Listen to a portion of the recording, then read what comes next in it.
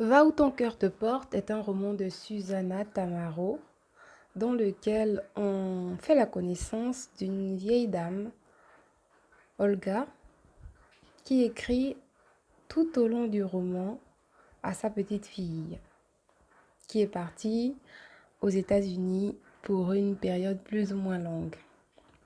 C'est un roman épistolaire très poignant dans lequel on retrouve l'expression de sentiments forts. Olga souhaite raconter à sa petite fille des moments marquants de sa vie, des moments où elle a connu la guerre, où elle a connu la solitude dans son enfance. Donc la guerre, on parle bien de la Deuxième Guerre mondiale. Des moments de solitude de son enfance.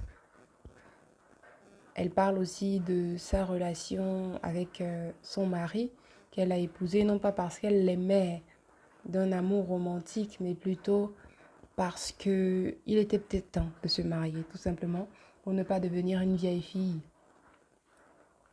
Elle parle aussi de ses regrets à l'intérieur de ses lettres. Des regrets qu'elle a eus de poursuivre ses études supérieures.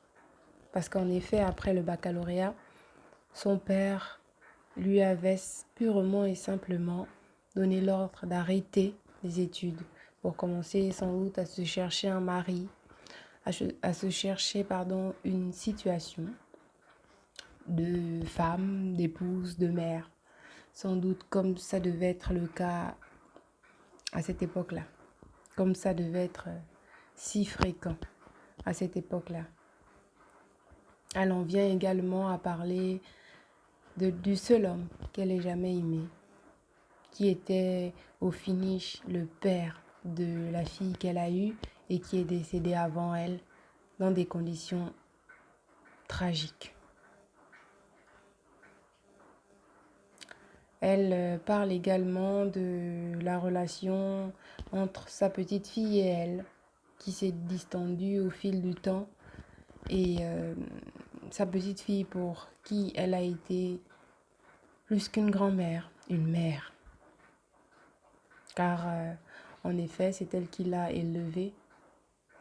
Et au bout d'un certain temps, les problèmes liés au choc des époques, de l'âge, ces problèmes sont arrivés et ont créé un fossé qui s'est élargi de plus en plus.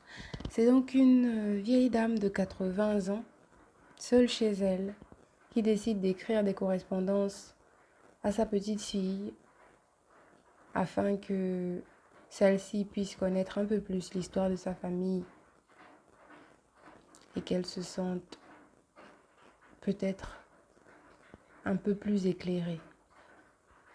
Et pourquoi pas, ces correspondances pourront-elles toucher son cœur afin qu'elle soit moins dure, qu'elle soit moins catégorique, qu'elle ait des avis moins tranchés sur les choses, qu'elle apprenne à prendre du recul et surtout à voir que les choses ne sont pas toujours ce qu'elles semblent être.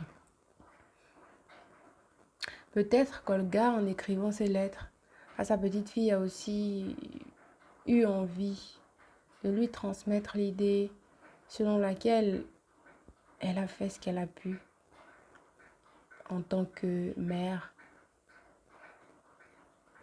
d'infortune ou de fortune, c'est selon. Elle a fait ce qu'elle a pu avec les armes qu'elle avait à sa disposition, avec le niveau d'instruction qu'elle avait, le niveau d'éducation et d'ouverture qu'elle avait.